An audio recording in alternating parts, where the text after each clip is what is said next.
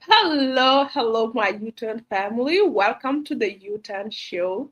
If you are new, this is a platform for empowering our communities through impactful conversations, real life stories, and resources for youth and women. Every Saturday at 1 p.m. Eastern Time, we gather here to spotlight voices that challenge limits and those that reminds us that real change begins the moment we choose to turn in a new direction, to make a U-turn. So, if you are navigating change in your life, looking for clarity, or building the next big thing, you belong here. So, share this conversation and stick with us as we begin the real talk, real growth, real U turn. Amazing. Okay. So yeah, welcome, Akon Juach. I'm really excited to have you here on the U-Turn show today. I read a little bit about what you do, and I think everybody can learn and take away from your journey as a champion for education, for empowerment, for uplifting refugees, and yeah. So I'm joined today. If you're watching, please share the video. It might help someone. And I'm joined today by my colleague Akwal Philip, the big boss, and engineer Kuri Juach. Thank you for joining. So we're gonna get right into it with our first question, Akon. I don't want to take the shine away from you. So do you mind introducing yourself and telling us your journey, especially before founding the Kakuma Refugee Program, your own lived experience in the refugee camp, and what led you, to start this initiative? All right. Thank you. I hope you guys are still able to hear me.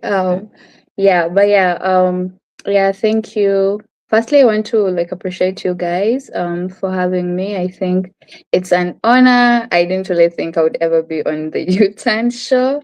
But yeah, I've been watching a couple of your shows, and I think the most interesting shows for me were where I was able to hear the perspective of the male and the perspective of the female, because it actually helps you see from both ends.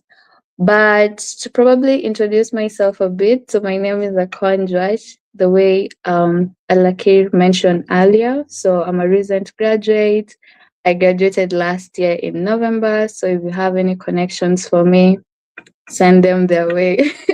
Send them my way. But yeah, I did my undergrad in communication and media studies in at the University of Calgary. I came to Canada in 2022 through the Student Refugee Program under WOST from Kenya.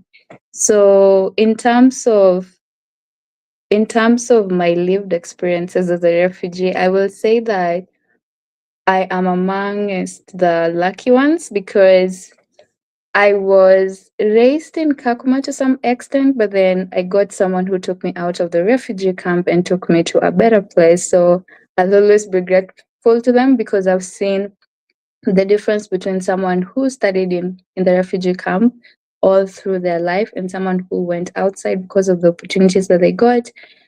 For this second person, they have, they're open to more opportunities, right? So my mother moved to Kakuma with other relatives towards the end of 2001. So I was the only child at that time when she came to Kakuma, and then we got registered as refugees in 2002. And then the rest of my siblings were all born in Kakuma. And so I stayed there up to 2008. And if I remember right, I think the first time that I went to school was in 2007 or 6. And we went to, I think it was called Fuji Primary School or something like that. It was in phase 2 now, called Kakuma 2.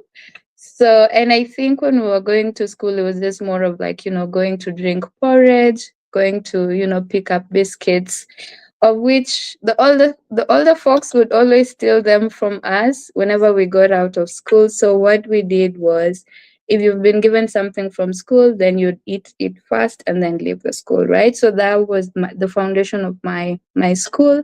And I think I'm really, grateful that to some extent I was able to attend a class in the refugee camp and then, go outside. So my mom's sister got an opportunity to go to Australia. And so when she went there, she saw the need of, empowering her sister's kids. And so she took me out of the refugee camp in 2008. And then I went and lived with relatives. And so that's where I started my education journey, finished my primary, high school there, and then went to high school again with someone, deciding to take me to school at that point. But in terms of me empowering myself as well, because when someone decides to take you to school, right, it's not as if they fulfill everything that you wish, right? And then for me, I also wanted my younger siblings to have an opportunity of going to better schools as well. So my mom knew how to embroider. So I a kid, Malayad. And then I was fortunate enough to live with relatives where a majority of them were girls, so they knew their skills. So they would always ensure that when they're doing theirs, they leave for me a small portion so that I could know that. So as early as I was in class one, I knew how to do that. So me and my mom would do that, plus my other cousin. And then at that time, the Australian dollar was really nice. So we would send them to Australia, sell them there, and then get the money. And then that's how, like we were able to like fend for my other siblings, and then we were all able to finish high school. So hopefully that answers your question. But I think in bits, that's how I came to Kakuma and then finally found myself in Canada. So thank you. Wow, what a journey. What a journey. I see how much being supported by people around you also led you Mhm. to, decide to support other people. And Yeah. for context, for people who perhaps didn't grow up in the Kakuma refugee camp or don't even know much about it, so Kakuma refugee camp was set up in 1992. That was right after the civil war in South Sudan, and that was to temporarily, shelter refugees that were running away from their country. That refugee, it's still there until today. There's been about 3 generations and it is expanding. So we talk about Kakuma refugee camp and Kalobeyei. Kalobeyei is a new settlement because it's just a lot of people and there's not enough space in the refugee camp.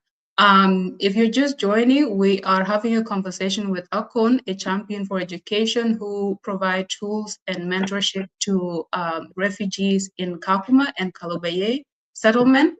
And we're just learning about her story. She just started to tell us, which is a very exciting story, showing community and support and what that can do to change your life. So, Akon, I just want you to, really dig into your journey and, tell us about the challenges that have shaped who you are. What are those pivotal moments that make you believe you could be part of the solution, of providing resources, of supporting others, of establishing the refugee empowerment program? Mm-hmm. Okay. I think I think for me the most challenging part was, probably being the first born child. And so I think that, gave me a lot of pressure because for me I never really wanted to be the only one who was educated, right? So that made me really think about my younger siblings and things like that. And I'm really grateful that they were able to get that chance in their own unique ways. So I think that was a pressure, and I think it was something that was really nice, right? Because being the oldest child, like you always want to like set things straight, right? And so just to like ensure that the younger folks who are coming after you are trying to like look up to someone. So I think that was the main thing. And then the other thing that I could also mention as well is on the finance part. And I did mention earlier that most of my primary school, I was fortunate enough to do it outside of the refugee camp. And so I remember when I was in class 5, I had fee issues. And so the only option was to go back to Kakuma. And I was very much okay with it because I felt that the foundation that had already been laid for me would enable me thrive in Kakuma. And so we decided that when I was going to primary six, that I was going to like transfer, right? So my mom came to school to pick me up. And then the school director was like, oh, Akon cannot leave because she's quote unquote a good asset to the school. And so my mom was like, I do not really have the capacity of like, keeping her in this school and things like that. So me and the director went into the office, had a candid conversation, and then I definitely told her, what I was going through and things like that. So she decided to make me study free of charge at her school for 3 good years. And that's why I was able to finish my primary school. And even after going to high school, she still helped me. Like, I remember she would come to where I was living, give me some money, and things like that. So I think those would be the two challenges that I feel that I went through, navigating my school education. So in terms of when it struck me that I could be part of a solution even in the smallest context was when I had strangers who are helping me out. But then for me, I always believed that I would always try and help people, because even in high school, whenever there was any challenge or if someone was going through something, like I would always try to like help them in ways that I could possibly do. But then I do remember one time in high school, when I was in my last semester, if I could say that, and I got sick and got hospitalized. And this was 1 month to my national examination. And so I called home and told my mom that I was sick and there's this money that was needed, but then she could not afford it. So I had my primary school teacher who I was still connected to, and then I just got the courage, to like tell her, because she had always told me that if there's anything that you're really going through, always reach out to me. So I reached out to her and then told her that this was the situation that I was in. I have like 2 weeks to my national examination. Are you able to come through for me? So she actually traveled all the way from where she was, came and visited me. I think she stayed for 2 weeks and went home. So this was a Kenyan, this was not even a South Sudanese, right? So in my mind, I was like, if someone who is a Kenyan can come through for you at a moment that you felt that you could not really overcome, then it means I could also give a helping hand to these other people. And then just the fact that I was lucky enough to have other people help me through my journey also, gave me that insight of also giving back to the students in Kakuma and Kalobeyei. Wow, wow. I believe all of us here on the screen and those watching, I've had some, relation story of Akon Juach of, being lent a hand by someone that not related to, but someone that believes in education. And I just want to say it's a unique position. If you're in a position to help someone, it's always a good idea to help out, right? Like a Kenyan teacher doesn't know Akon, but has seen her brilliance, her value in education, and potentially has seen what Akon could do if she was allowed to go to school and complete her studies despite not having school fees, not having enough money, and having challenges like being sick and missing school. So I just want to say shout out to all the teachers out there.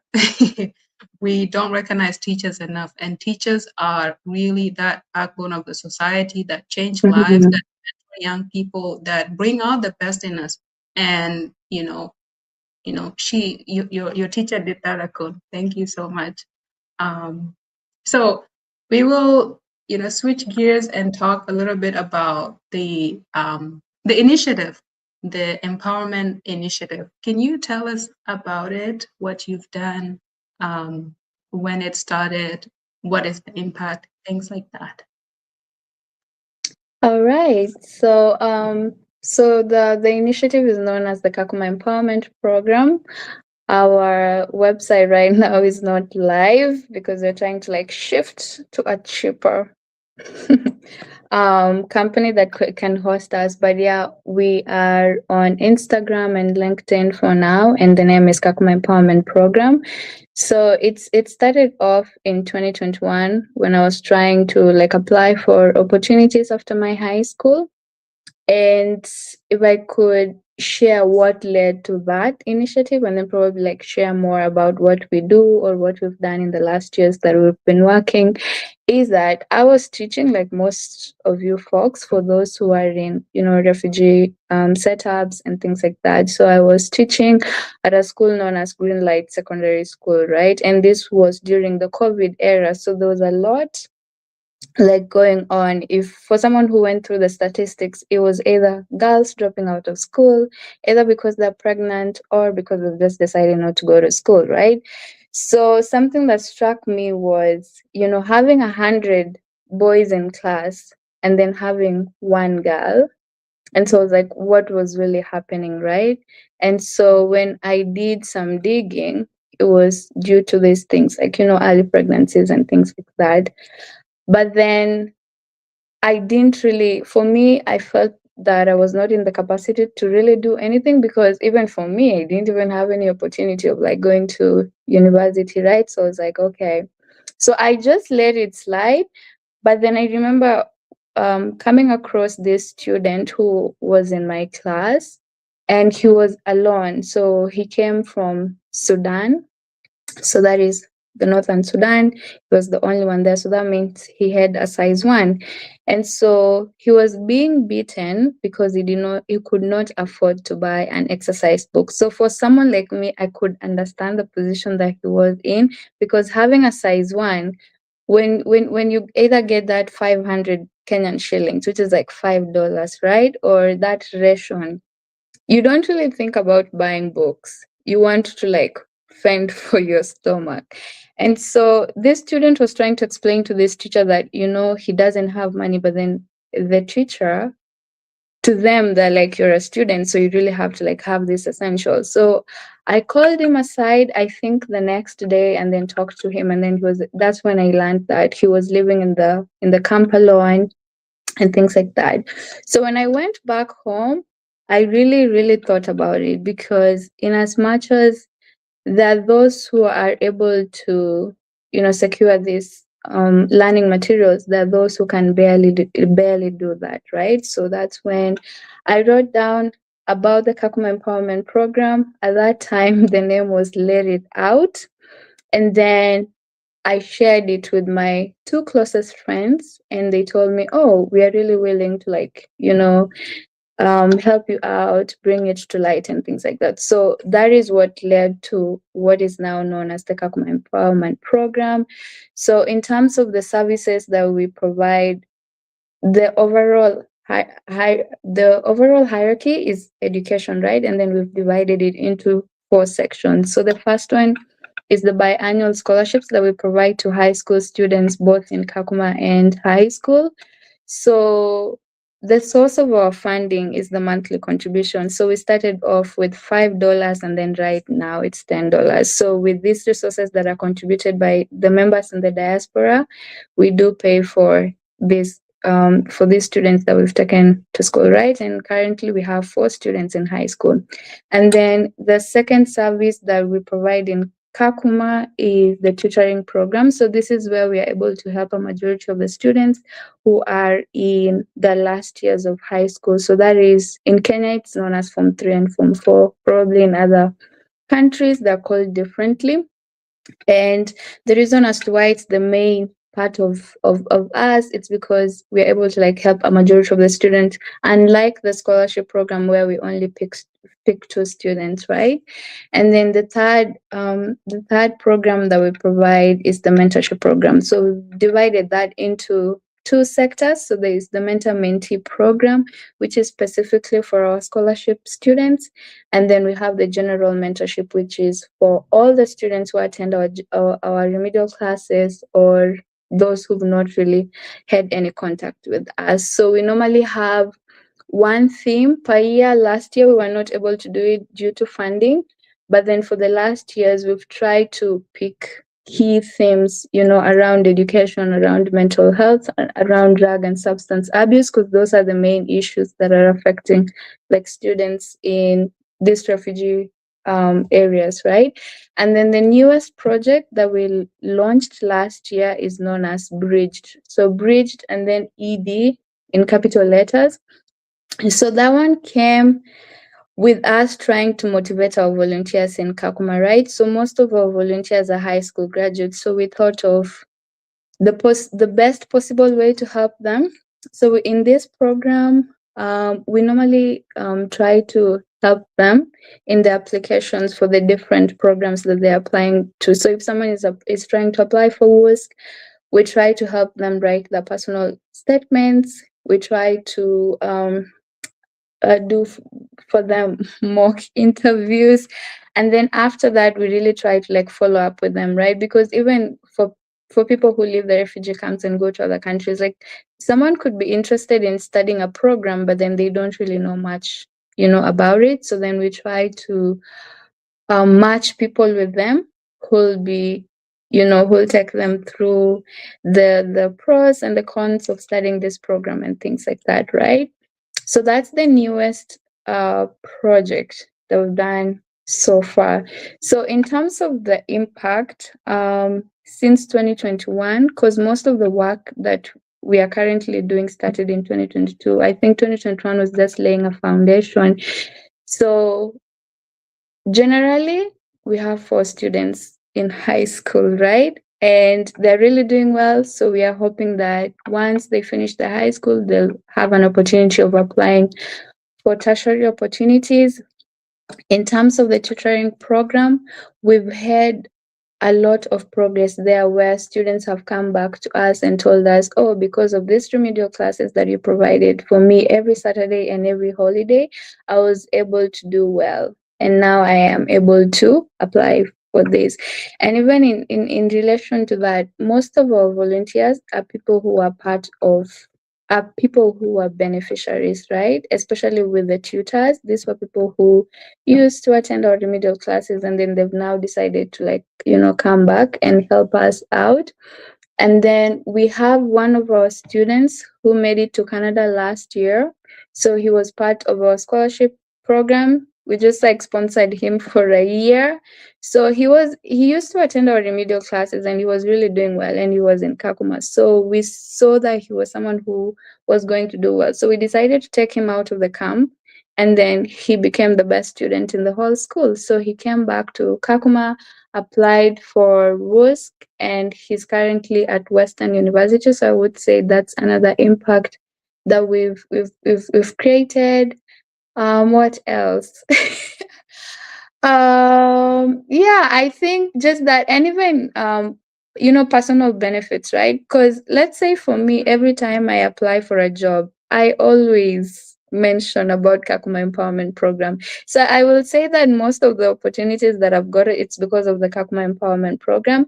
And even right now, because the program is being known by almost everyone, right? So there's someone who needs a recommendation later.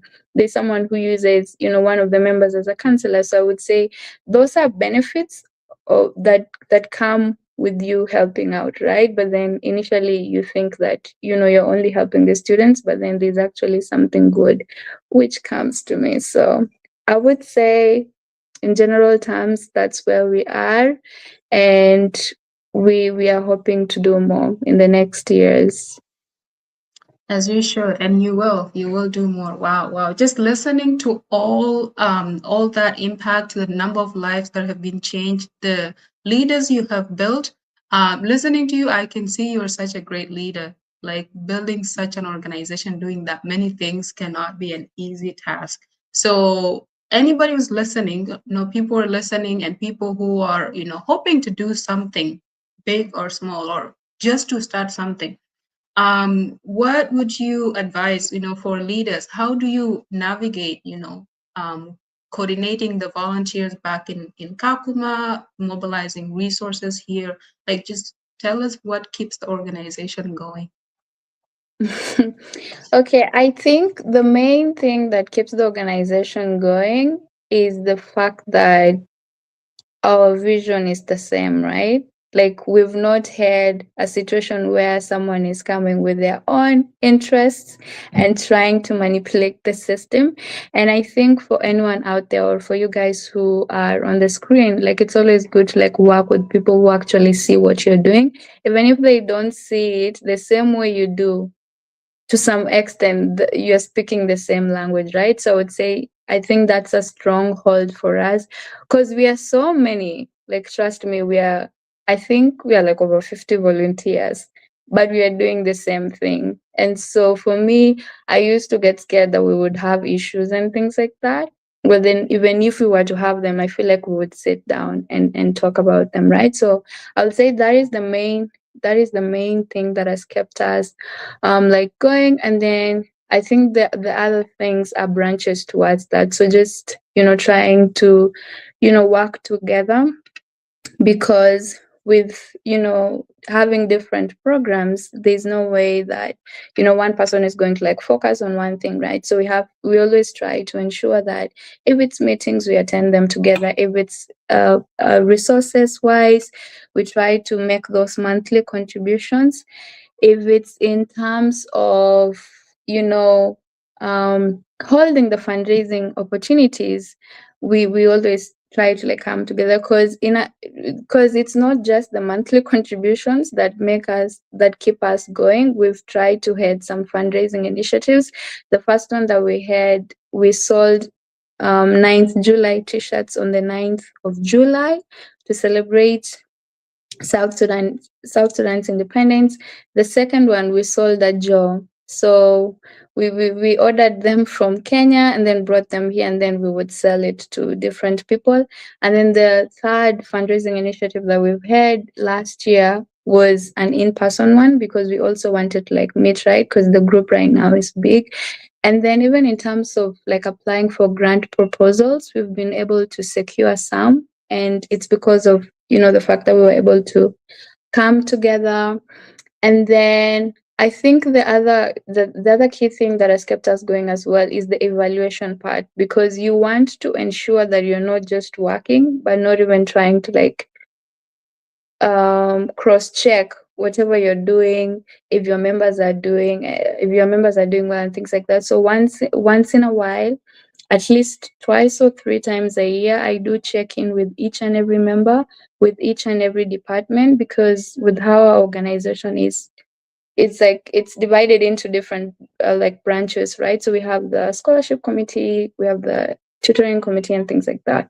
So I do check in with them just to ensure that everyone is doing okay, and how best I can support them, and things like that. So I don't know if that answers the question, but yeah. Absolutely, it does. Yeah.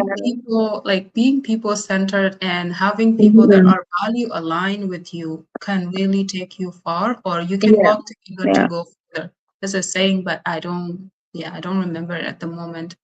I do see that, like what you've done beyond, you've empowered over, thousands of refugees. You've given a lot of opportunities, and I want us to focus a little bit about, education. We will say education changes Mhm. lives, and that is something I have believed way before I learned about what WISC is about. What have you seen as a transformational power of education in terms of young people confidence, clarity, and having long-term vision? You've given a few examples of where people have gone through, became beneficiaries through the Kakuma Empowerment Program, coming back to teach. I think that's a full circle moment. If there are a few Mhm. you can share about transforming young people identity through education, I believe that would be really great. All right. So, okay. So I think the main thing that I've seen is the ability of this refugee youth, seeing that they're being seen by other people and that they're being valued, right? Because what happens is when you realize that there's someone who is looking out for you, who is actually seeing the effort that you're putting in, it makes you work harder, right? So we've seen that in like the last 4 years that we've worked, and I think that is what really keeps us going, because we are like, we want these students, in as much as that, in as much as they are in areas with limited resources, with harsh climate conditions and things like that, there's actually a lot that they can do, because the thing is, the refugee crisis is not ending anytime soon. Even, with the current wars that are happening right now, they, like, refugees are going to like increase. And so for you, if you've closed your brain and you're like, oh, I'm in a refugee camp, I can't really do well, no, no, no, that's not going to work, because the people who are actually doing well and they're still in Kakuma refugee camp, right? So I think that is the main thing. And then I think the other thing as well, because for us, our aim is to push these students to get better opportunities once they finish their high school, because our main focus is with the high school students, not with the primary school students, right? And us focusing on these high school students is for us to ensure that at least, even if it's 50%, they've got this, either they've got an opportunity to either go to college or university. And I think over the years we've seen some progress with students who were probably at a C going to a B. I feel like that's like, good improvement, because with a B you can get a chance than a person who is with a C, right? And then I think the other thing as well is, having our students, gain confidence, and the hope that they will try to be in places that, they had never thought of. Because when you find a student having done well, they actually come back to you confidently and telling you about the dreams, that they aspire to like do, or the kind of career paths that they want to like go to. And that's because they did well, right? But assume if they had not done well, they would, stay and close to themselves and think that that is the end of the world, right? And then I think the other thing as well is just us being able to equip the students with some skills, for them to get into like programs that they want to, especially for those who are done with high school, right? Because for someone who is fresh out of high school, they don't really know if there are any opportunities in Kenya, right? Other than the mainstream one that everyone knows. But actually, when you can actually apply for a scholarship to the US and get it, right? But then there are students who do not know that. But then us giving them this information, giving them, preparing them for the interviews and things like that, I have seen firsthand how, it has enabled a lot of students to like get the opportunities that they want. So I think those are the main ways that, we've been able to see some transformation, and probably see students, gaining confidence in them, getting opportunities that they would want to Thank you. My get. favorite, this conversation takes me back because I don't want to insert myself in the story, but I grew up in the Kakuma refugee camp Mhm. all the way up until high school. And it is true what you say, that the access that we have, a lot of people know of two scholarships. The one is Mhm. COSO, brings you to Canada. Now Yeah. they're expanding to the US. And then there's DAFI that takes you to universities in Mhm. Kenya, other parts of Mhm. Kenya.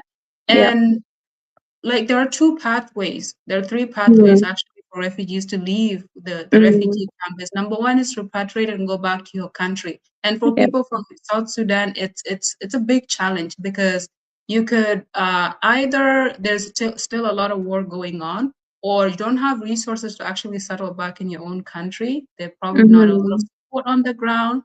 Another one is people who are born in the refugee camp. They don't even know where they come from. If you ask someone, where's your village? They don't know. And so that pathway for them is either you get resettled to a different country, which these opportunities are now closing down. There's been a lot of anti-immigration protesting going on in countries like in Europe, in North America.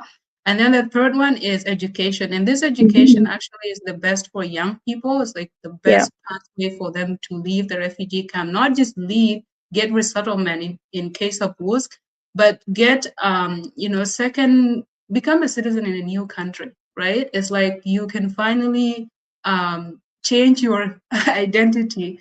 I remember being so emotional my first time going to vote in Canada, and I'm like, wow, I'm a citizen of a country that has never happened to me before.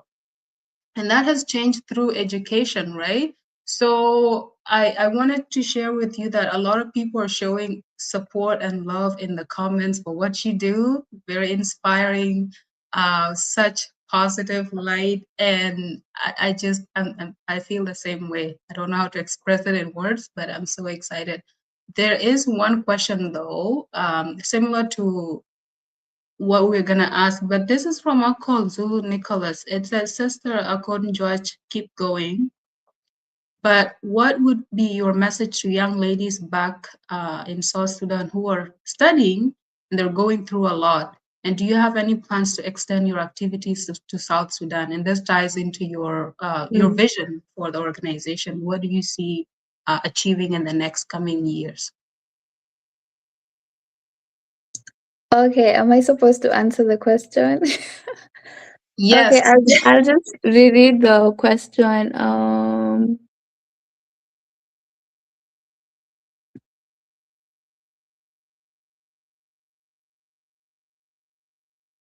Okay. All right, Akol, thank you for that question. I think it's definitely an interesting question and touches on our long-term goal as the Kakuma Empowerment Program members. So like my message to the young ladies back in South Sudan, like I left South Sudan when I was 1 year old, so I don't even really know what's happening. I think most of the things that I know about South Sudan is on social media, but I really try to like filter information because there's a lot of disinformation out here. But I think like the only thing that I could tell the ladies back home is that if you have an opportunity to like go to school, just go to school, unless you do not. But if you ever have like a time to probably talk to your relatives and things like that, I think that is the best gift that you can ever ask from them, right? Because like to me, I don't really think that there's any other gift like that really someone else would have given me other than, giving me the opportunity to, go to places that I had never really thought of, right? Because let's take an instance of snow, right? I only used to see snow on movies. I had never visualized myself being in a country that snows, but right now I'm here, and that's because I was given an opportunity to go to school. So for them that have the opportunity of going to school, kindly go, even if it's tough. It's better for school to harden your life than other things out here because there's a lot. But then the good thing with education is if you stay consistent, if you know what you're doing, the fruits are always very, very, very, very much enjoyable, very long lasting, and actually change a majority of people's lives. So I think that's the only thing that I can tell them. For those who've not been lucky enough to have the opportunity to, I feel like you can always get that opportunity if you really want to. You can reach out to relatives, you can reach out to organizations. There's no harm in doing that. So in terms of whether we are going to extend the organization to South Sudan or not, to us, yes. And the two main countries that we are thinking of extending our programs is South Sudan and Congo, because this is where majority of our members come from. So our long-term goal was to actually build a school in South Sudan, because we were like, instead of just providing two scholarship opportunities to like, a boy and a girl, because that's how we choose our students. It's better to like build an institution, right? So right now it's still a dream. We don't have the funds, but um once the organization has reached that point, we'll try to start working towards that. So that is the only like way that we're thinking of extending our programs to like South Sudan. Wow, wow. And absolutely, I'm looking forward to it. What a vision. So, if you're just joining us, we are today listening and learning from Akon Juach. She had previously been a refugee and is now providing resources and tools to support refugees in their education, young people going through high school education. And if you are watching and you find this story inspiring, please share it. It might change your life. So share it with anyone you think would be interested, and share what you think in the comments. So we sometimes take questions in the comments. We also share your feedback with the speakers. And yeah, I just want to acknowledge our U-Turn members who had been here. Dorcas Adich and Luca was here and might be coming back. So I'm gonna read one more question, Akon, if you don't mind, from the For sure. from the comments, and then we would go into the last question of the day. Okay. So it says, this is from Chol Mayola. Chol is also one of our U-Turn members and is asking, what advice can you give young people who have a dream of impacting communities but fear because of unlimited resources, or fear that they may fail to start? And I think we had a similar question where we're like, what are the challenges of you establishing this organization? If someone has a similar dream, what would you tell them? How would they need to approach it differently, right? Mm-hmm. All right. I think some people call it the fear of the unknown, right? I also had the same the same fear as well, because the thing is, when you're not in a good position to do anything, like you normally feel like you can't really do much, but there's actually much that you can do. Even with just like one coin, there's something that you can use it for, right?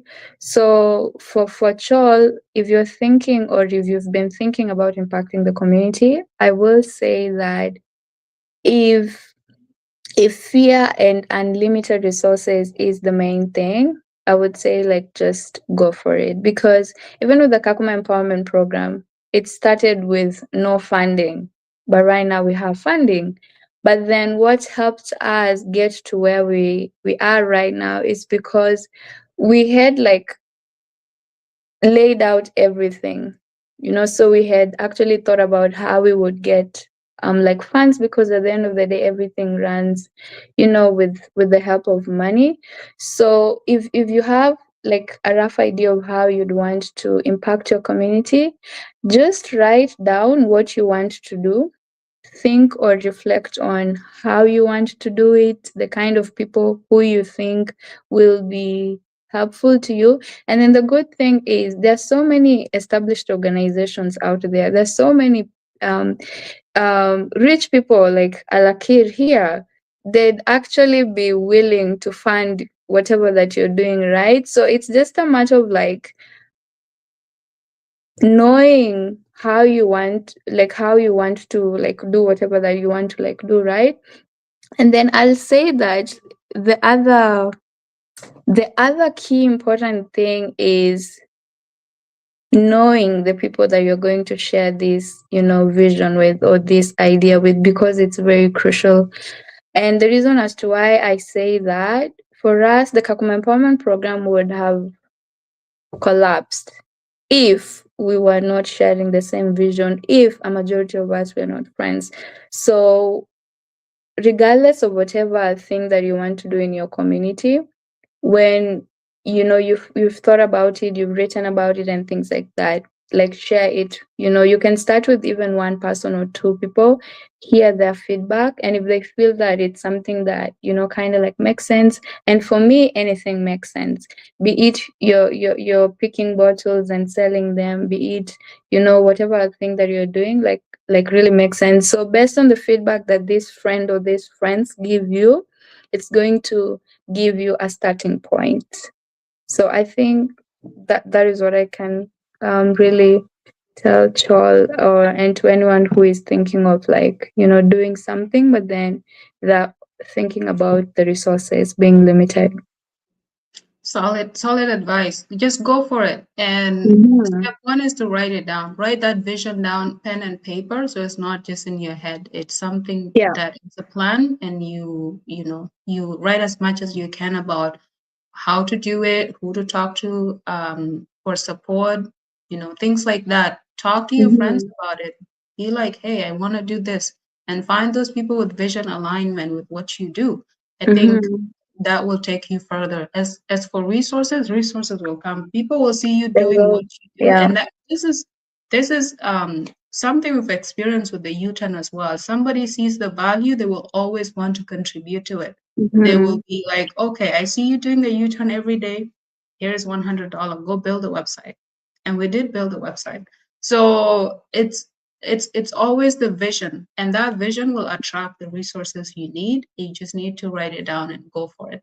Thank you, Akon, for that advice. I think I'll take some for myself and do things I've been thinking about, put them on paper as well. So for now, I think I'll give a few minutes to our U-turn members to share some reflection, and then we'll do a U-turn message to close the show. So, Engineer Kuri Joach, would you like to go first?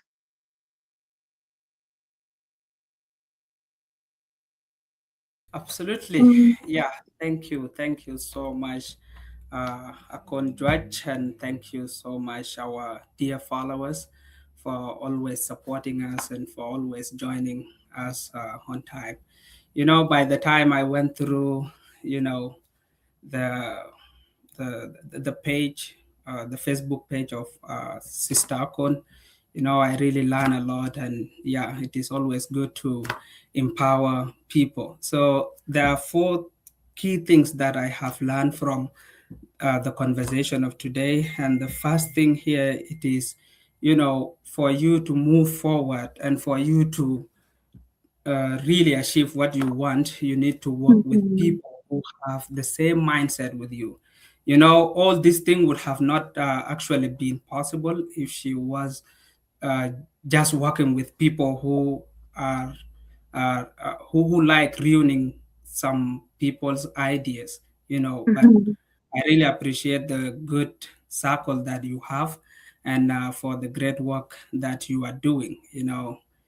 Empowering people, it is one of the good things that we really need to do, because if you do not empower people, they will not have a clear direction, they will not have where they're supposed to go. But your work is really inspiring, and yeah, you need to keep it up. So secondly, uh, it is always good to support people who have the vision, okay? Mhm. Those people who have potential. Like from her story, she was helped by a Kenyan woman, if I did not, if I get it right. She was helped by a Kenyan woman. So likewise to us, so it is a challenge to us. It is a challenge to you, Alakir. It is a challenge to you, Dorcas. And it is challenge to anyone who is watching us live now. It is always good to help people, especially ladies. You need to, once you see a potential in them, you need to go outside there and you try to help them. But most of our people, they do it the wrong way. They like to spend their money on things that actually do not add value. Like you go to a certain show, you give people around 20,000 US dollars or so. So that is crazy. What if you convert that money and you try to empower maybe 40 or 20 people within your community, so that way we will increase the number of, uh, of people who will actually come back and give back to the community. So second to the last, you need to reach out. In case you Mm. have an idea, reach out, ask for support. Thank you so much, Akon, for telling us that we should be reaching out to Alakir. So yeah, so need to reach out to those whom you think that they are going to support your Mm. vision. Yeah. So it is really nice, and lastly, everything that you do actually makes sense. So I really like that, because some people, whenever you reach out to them and you try to explain what you are working on, they will try to drag you down instead of empowering Mm. you. So just pay deaf ears to them.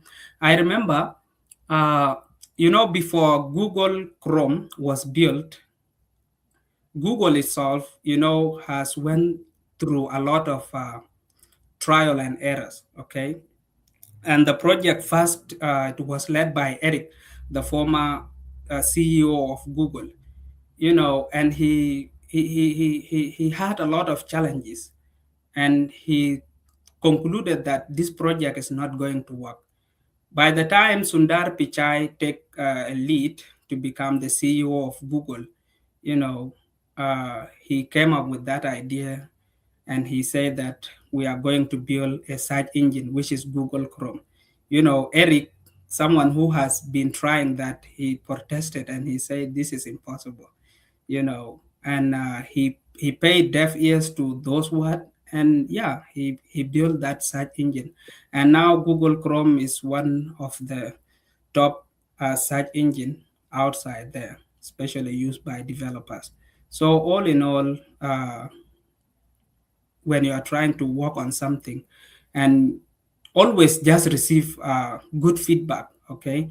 But if Mm. someone just come with a negative feedback, pay deaf ears to them. And yeah, your journey, Akon, is really inspiring, and we are proud of you. So just keep going. And yeah, I have just followed you some minutes ago on LinkedIn, and yeah, I'll always be uh, your active follower, and to see what you guys are going through and what you are trying to bring to the people. Thank you so much. Thank you. Thank you, Kwere George. Before I let Dorcas share, I'm going to read the takeaway for Okwal. Unfortunately, she had to drop from the call due to family emergency. So Okwal here says her key takeaways are education is a critical pathway for refugees, and that whoever much is given, much is received from them. Investment in girls' education is securing the future of next generation. I could not agree more.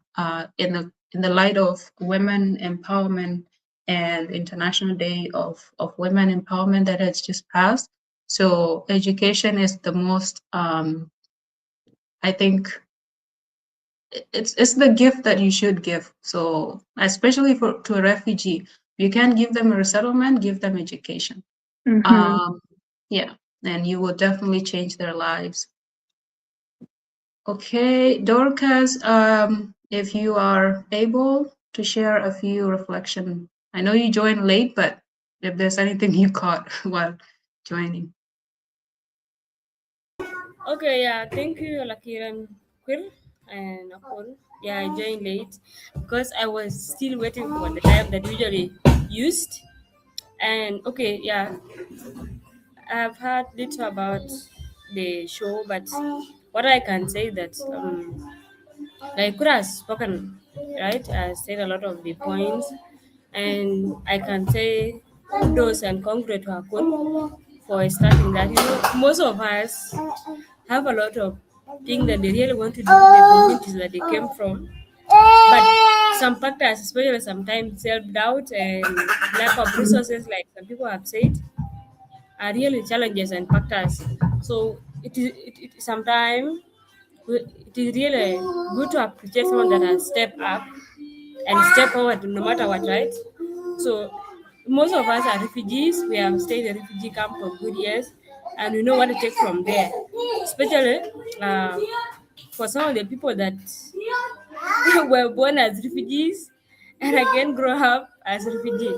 It's not really easy, but what I can say that it is always about stepping up and thing to do with the mindset.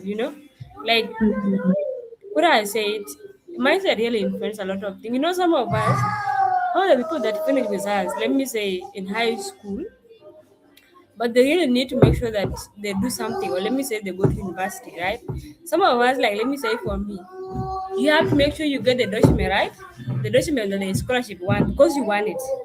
I remember, I remember, um, I remember when I was in Japan, when I was collecting all the documents that I went to apply for the scholarship. I one time, like I used to move from Cheka to Mangatene. That side of New Side, right? That's the school I finished in for in. To make sure I get the document. I used to go every day and one time it rained on me. Seriously. For serious one. And that's the time when I reached the school. The the principal just look at me and say, "What girl? You came in this very big rain and like you tried his best that very day to make sure that I get all my document." And he did for sure all my documents were printed and done and I went back home. And let me tell you, the transport, I wasted to always move from Shirka to there. I could take let me say, two buses to reach there. And the transport that I really wasted there. But I just know that this is what I want and what it will take, right? Whatever thing it will take will make sure that I get it. So, like when I look back now in my life, I can just say it's about the mindset. First, when we went to refugee camp in Umanzi, like most of the people, like they did not want to move for a distance, right? Because we finished P7 in a school that we could move for 1 hour, and in that school, you will not get you hardly get water, and you have to, from morning to evening because you cannot go back, right? If you go back for that 1 hour, you'll come back, and the night time is free. So, and some of us just came to Uganda. That was the first time to get the Uganda syllabus. It was not easy. More of the people even gave up and they stay at home. More of the people went back to South Sudan. But we just say, no, we must do this thing, right? So sometimes it is mindset.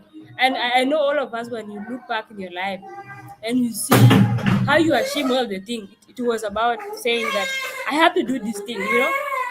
Even for me, there are things like in my life when I just say that this is hard, I cannot do it. I really find it hard, and until I'm saying the mindset I can do this thing. So that's the mindset most of us want, that I can do this thing, and how should I do it? Again, is that Akon said that we should always reach out to people that can support us, and indeed, this is really a very great point. Even starting a business, right? They need you to go to the very people that are running that business to see the challenges that they face. Mhm. Most of us are always ignorant when it comes to getting the information. And by the way, everything is about experiences and learning. So sometimes if you don't, but it's still, even if you ask the people that have done that thing, it's still the journey you always take, right? When you start something, it always shapes itself until you now reach the point that you want, right? You will make a lot of mistake until you reach there. So what I can say that, what I always say that to those refugees that are there, they are limited. Yes, I can say they are very limited opportunities to ask, but it is always better to try, right? And say that I can do this thing. Most of the people that have done something that they did not expect to do, like maybe going to university.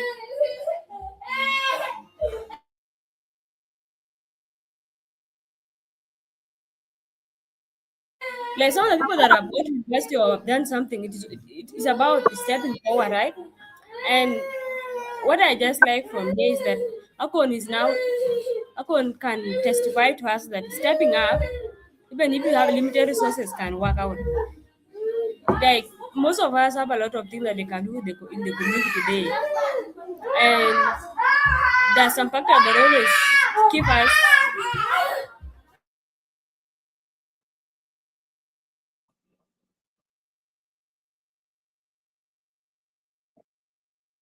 Yes. Powerful testimony, like Akwal is saying. Adich is one of our most hardworking member of the U-Turn. Has a can-do mindset, and I've been in awe of watching her, how she does her work, how she holds herself, how she uses obstacles as a drive, to to always pursue her goals. And I think that is one thing we can take, refugee life as an inspiration, as a tool, as something you can always look back and say, hey, I went through something and I am here today. So speaking to a few people or writing down my plan is not the worst thing that has ever happened to me. So I believe that mindset will always take you further in whatever you put your mind to it. If you are watching, please do put your reflection in the comments. What is the one thing, if you go offline today and you say, hey man, I was watching the U-Turn show, what is the one thing you can share with those people that you've learned from the U-Turn, right? Because if we're leaving all the learnings online and not taking them offline, then it's clearly waste of your time. So please share your learnings in the comments, and we will hear from our brother Luca. Luca, please share your reflection. What have you learned today?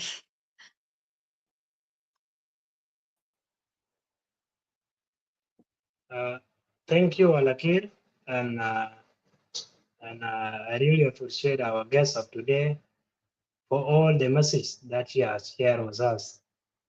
Only that I has been off and on because my network is not okay. And here in Juba, sometimes when you do not get the Wi-Fi, it is very hard for you to be in the stable network. Even though you do what, you cannot be in a stable network zone. So I really appreciate that, and also I missed some part, but the part that I learned from Akon is very powerful, which I can refer back to the message that I got from the motivational speaker called Jim Rohn, which was talking about when you help many people to become successful, you will also become successful. I really appreciate that one. What Akon is doing, although he is not has not reached to the maximum of helping many people, like big organization which has 10, 20, and 15 years. But what he has started in 2021 has raised to more than 1,000 people from not only from Kakuma camp, but it has helped many people, even those who were not having hope. They may have hope that at any time this initiative may reach them in their location, even though they are not in Kakuma camp. It may reach them in their camp or anywhere where they are. Like what I have experienced, like the month that I spent in the village, there is one of my friends who also appreciate you, Alakir and Kwal, for forming this program, especially on U-Term, so that people should keep listening and keep sharing their stories and keep learning, teaching other people and those who want to learn also. I told him, you have followed U-Turn for how many times? He said, no. Me, I just follow U-Turn. Since I follow U-Turn, I have learned a lot from U-Turn. I'm still expecting to learn more. So for me, I really don't much because I just came 4 days ago from village and I fall sick. That's why you have seen me before coughing.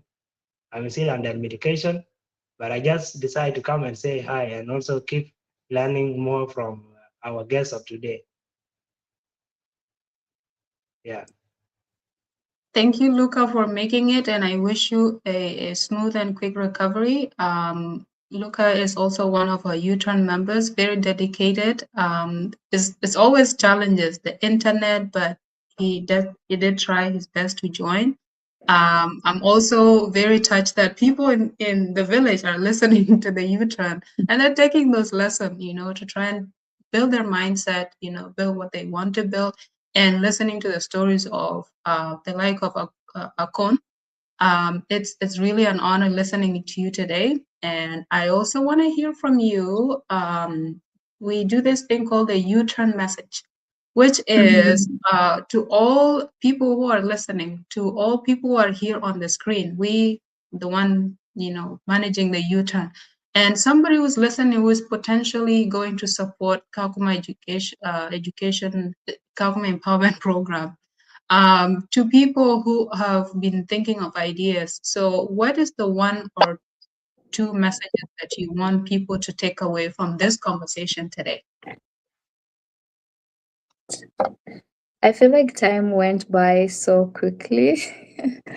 But it's really inspiring that for the couple of minutes that I've spoken, like there's a lot like people have taken, because the thing is when you're speaking, sometimes you're not even sure if you're saying the right things, but then getting feedback, from you people kind of actually makes me reassure myself that I said something, that is like sensible, and also like puts you guys in a position where you're also able to reflect about your life and things like that. So thank you for that feedback, and I'm glad that at least the majority of the people were able to learn one or two things, either about my own personal journey or about the people, the brilliant people who are working behind Kakuma Empowerment Program, because it's them that actually do much more than me.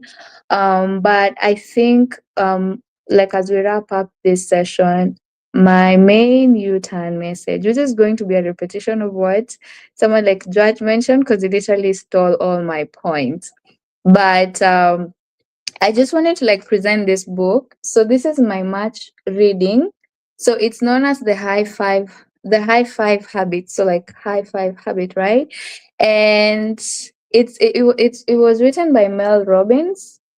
She's someone that I really like, and this book talks about the mindset, and at the beginning of this book, she talks about how every time she used to wake up, she would be constantly, being overwhelmed by everything around her. So she'll be thinking about the kids that she has to fend to when she wakes up, about how old she's getting because she has wrinkles and things like that. But when she decided to change her mindset to appreciate herself more, even if she's going through a lot of things, it really changed a lot of negativities that she once thought about herself to being positive, right? So the main thing that I would say, be it to someone who is in a refugee setup, be it someone who is in, South Sudan or like abroad and things like that, is that whatever that you go through or the limitation that you have shouldn't be your end point and shouldn't make you feel that you're not going to make it. Because actually, from my own experiences, the challenges that I've gone through made me get better opportunities, right? So you need these challenges for you to learn. You actually, like, let's say for me, I actually needed displacement for me to be where I am, because if I was still in South Sudan, probably I would have never ever got the opportunities that I have right now. Maybe I could be having even 5 children and things like that, but because I went through that challenge, I was able to like get a lot of things. So try to change the mindset that you have, because anything that you constantly think about is going to be reflected in your behavior. It's going to be reflected in your life. And then the other thing that I could also mention is the importance of taking risks. As long as it's not going to kill you, take risks. I used to fear taking risks because I used to fear death. But once I stopped fearing death, I no longer, fear taking risks. So be it that scholarship that you think that you might not get it, you might actually be meant for it. But because you did not apply for it, someone else got it. Be that big job that you think you cannot get it. You never know. Maybe it was actually meant for you, So take risks as long as they're not harmful. They'll take you to some places. And even if you do not get something instantly, there could be another door that is open for you, or the moment you try the second time, you might actually get it. And then the last thing that I always, echo to everyone or to myself is the importance of like reaching out, because that is the trend that we are heading to. So when for example, I see here engineer Quir, I did not do engineering, but there's actually a way in which if I was to reach out to him, he would actually help someone else who wants to do engineering, right?